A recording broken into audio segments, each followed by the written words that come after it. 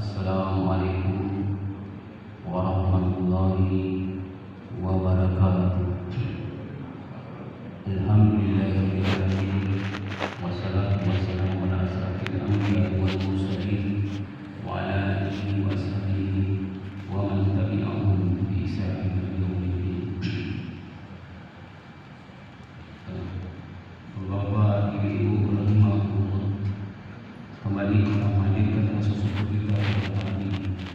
Kemudian kita ucapkan dengan lisan apa yang telah Allah berikan kepada kita, baik itu berupa rahmat dan karunia, berupa nikmat kesehatan, kesempatan, sehingga kita dapat melaksanakan aktivitas utama kita yaitu berbudaya kepada Allah Subhanahu wa taala.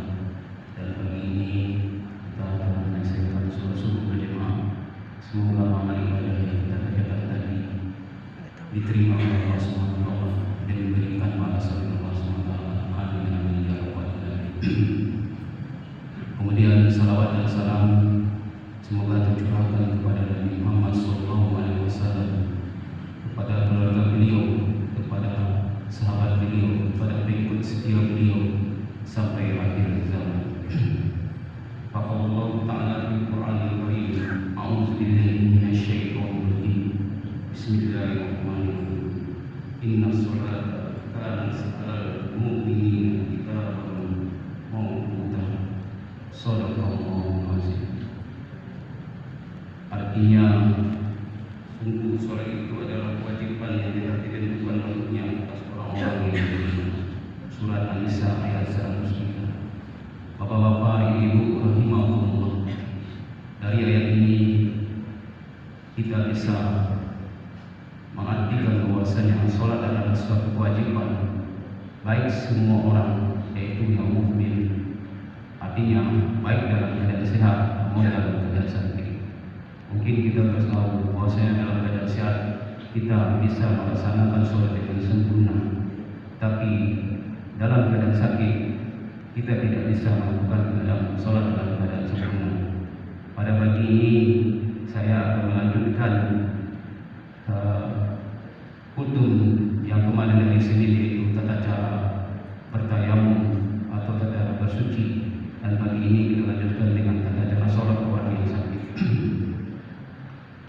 Yang pertama, kita tahu bahwasanya kewajiban sholat adalah bagi setiap muslim atau bagi setiap mukmin. Tidak ada perbedaan antara orang yang sholat yang sakit dengan orang yang tidak sakit. Yang pertama, orang yang sakit juga wajib melaksanakan sholat pada waktunya. Tidak ada dispensasi bagi mereka dengan alasan saya sakit. Kemudian orang sakit tidak boleh meninggalkan sholat selama akal sehat. Artinya selama akalnya masih bisa mengingat Allah dan tidak pikun, kewajiban sholat tetap dibebankan kepada mereka. Kemudian orang sakit, kalau dia terlupa atau tertidur, dia bisa mengqadha sholatnya pada saat dia terbangun atau dia ingat. Kemudian jika orang sakit itu melaksanakan berobat ke luar kota atau ke luar negeri, dia bisa juga mengqasar sholatnya atau menjamak sholatnya seperti orang yang sehat. Itulah secara umum persamaan antara orang yang sehat dan sakit. Artinya tidak ada perbedaan. Cuma yang berbeda adalah teknis pelaksanaan pada saat beribadah kepada Allah Subhanahu wa taala. Yang pertama, seorang yang sakit wajib sholat fardu sambil berdiri. Jika tidak takut sakitnya akan bertambah parah. Sebagaimana firman Allah dalam surat Al-Baqarah ayat 238, dan berdirilah untuk Allah dalam sholatmu dengan keadaan khusyuk. Artinya semampunya orang sakit itu berdiri dalam keadaan sholat, karena ini adalah hukum asal bahwa sholat itu adalah berdiri. Karena Nabi juga menyampaikan, sholatlah kalian sambil berdiri semampu kalian. Kemudian Allah tidak memberatkan semua orang karena kesakitan yang ditimpanya.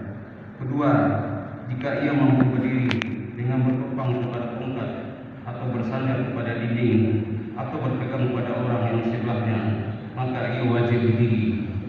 Hal ini berdasarkan hadis Wabisah radhiyallahu anhu dari Ummu Qais radhiyallahu anha, Rasulullah SAW ketika telah berusia lanjut dan agak gemuk, beliau menggunakan tongkat di tempat sholatnya untuk berpegang kepadanya. Kemudian juga sabda Nabi, sholatlah saat kalian sambil berdiri. Artinya semampu kita melaksanakan sholat, apakah kita mengenakan tongkat atau bersandar di dinding atau berpegangan kepada orang di samping kita, selama itu tidak mengganggu orang lain untuk beribadah juga kepada kita. Artinya kewajiban berdiri itu ditekankan sekali pada sholat fardu. Kalau seseorang itu tidak sanggup berdiri, maka dia bisa melakukan hal yang lain. Kemudian yang ketiga, jika dia mampu berdiri meskipun agak bungkuk mendekat posisi rukuk seperti orang yang bungkuk atau telah berusia lanjut, di mana punggungnya condong ke depan, maka ia wajib berdiri. Artinya walaupun badannya bongkok, tetapi dia masih sanggup berdiri, tetap dia melakukan sholat dalam keadaan berdiri, sebagaimana hadis yang telah disampaikan di atas. Kemudian yang keempat, jika ia mampu berdiri tapi ia tidak bisa rukuk atau sujud, maka kewajiban untuk berdiri tidak gugur baginya. Ia wajib rukuk sambil berdiri, yakni dengan cukup isyarat. Artinya orang yang tidak bisa rukuk dan sujud hanya bisa berdiri, tetapi dia tidak bisa sujud atau rukuk, dia hanya mengisyaratkan dengan mencondongkan kepalanya sedikit, itulah isyarat. Sehingga apapun keadaannya, seandainya dia tidak bisa rukuk, jadi dia cukup melakukan dengan isyarat seperti menundukkan kepalanya sedikit untuk sujud atau rukuk, kemudian menundukkan agak lebih rendah untuk sujud. Kemudian yang kelima, jika penyakitnya jelas-jelas bertambah parah dengan berdiri, atau ia sampai kesulitan jika berdiri, atau berdiri dapat menambah akan dirinya khawatir penyakitnya akan bertambah, maka ia dibolehkan sholat sambil duduk. Artinya di mana saat dia tidak mampu lagi untuk berdiri sama sekali, dia boleh melakukan sholat sambil duduk. Sholat sambil duduk di sini dia bisa melakukan dengan cara bersila atau duduk seperti duduk antara dua sujud, yang mana lebih mudah atau yang mana lebih memungkinkan untuk melakukan gerakan rukuk atau gerakan sujud. Kemudian yang keenam, yang utama bagi orang sakit apabila sholat sambil duduk adalah duduk sila seperti saya sampaikan tadi. Yang sahih adalah yang berduduk sila. Ia rukuk sambil duduk sila karena rukuk itu awal daripada posisi rukuk. Berdasarkan hadis Aisyah radhiyallahu anha, ia berkata, aku melihat Nabi SAW sholat dan sambil duduk bersila. Artinya pada saat seorang yang duduk sholat, dia bisa duduk bersila atau mungkin duduk seperti duduk di antara dua sujud, mana yang mungkin lebih memudahkan. Yang ketujuh, jika ia tidak mampu duduk, maka ia sholat sambil berbaring dengan menghadap kiblat. Yang utama adalah sholat dengan meletakkan lambung kanannya di tempat sholat, seperti mana saya sampaikan pada adab-adab sholat, adab-adab tidur, bahwasanya seseorang yang sholat menghadap ke kiblat, dia mungkin miring ke kanan, sehingga dia sholat seperti orang yang mau tidur, tetapi lambungnya atau badannya dimiring ke kanan dan mukanya menghadap ke kiblat. Yang kedelapan, jika ia sakit tidak mampu sholat sambil berbaring, maka ia sholat sambil terlentang dengan dua kaki diarahkan ke kiblat. Artinya wajahnya atau mukanya menghadap kiblat, kakinya menghadap ke kiblat. Di sini dia bisa tidur terlentang. Kemudian yang kesembilan, jika si sakit tidak mampu sholat sambil menghadap kiblat dan tidak ada orang yang menghadapkannya ke kiblat, maka ia sholat dalam keadaan menghadap kemanapun. Artinya Allah memberikan kemudahan. Kalau seandainya dia sholat tidak ada yang membantu menghadap ke kiblat, dia bisa menghadap kemana saja. Seperti mana Allah berfirman, hadapkanlah wajahmu, mukamu kemana kamu berada. Kemudian yang Yang ke-10, apabila ia tidak mampu sholat dengan keadaan-keadaan yang telah dijelaskan tadi, maka ia sholat dengan hatinya. Ia takbir membaca Al-Fatihah dan ayat Al-Quran di dalam hatinya. Ia dengan niat rukuk, sujud, berdiri dan dengan hatinya. Artinya, seseorang yang tidak bisa sama sekali melakukan gerakan-gerakan sholat tadi, dia bisa hanya berniat dan hanya melakukan isyarat dalam hati bahwasanya dia dalam keadaan rukuk, dia ke dalam sujud, dia juga duduk di antara sujud, dia duduk terakhir. Itu diberikan kemudian oleh Allah. Artinya gerakan-gerakan yang tidak bisa melakukan itu bisa dilakukan di dalam hati. Artinya semampu kita, selama kita masih bisa berakal sehat, kita harus ingat Allah Subhanahu wa taala.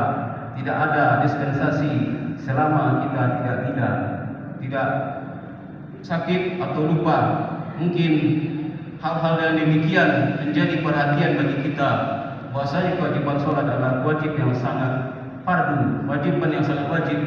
Tidak ada sesuatu kemudahan yang diberikan oleh Allah selama orang itu bisa melakukan sholat dengan keadaan apapun. Seperti yang saya sampaikan tadi, bahwasanya orang sakit tetap melaksanakan sholat selama akalnya masih berfungsi. Tidak ada satupun ayat yang mengatakan bahwasanya orang yang sakit bisa tidak sholat. Cuma ada hadis Nabi mengatakan bahwa sholat bisa menggugurkan dosa. Artinya bukan berarti menggugurkan dosa yang fardu sebagai sholat wajib. Artinya dosa-dosa yang mungkin dosa kecil, selama dia masih bisa bersabar dan bertawakal kepada Allah dan tidak mengeluh, itu yang mungkin bisa menggugurkan dosa. Tapi kewajiban yang wajib ini tidak bisa menggugurkan. Artinya hal-hal yang demikian merupakan tonggak utama daripada beragama ini. Sebenarnya Nabi mengatakan sholat adalah tiang agama. Sholat adalah membedakan antara kita dengan kekafiran. Orang yang kafir dan tidak sholat bisa dianggap sebagai orang kafir dalam artian mereka tidak melakukan perintah kepada Allah Subhanahu wa taala. Mungkin itu saja yang dapat saya sampaikan pagi ini. Mohon maaf atas segala kekurangan. Terima kasih atas segala perhatian. Assalamualaikum warahmatullahi wabarakatuh.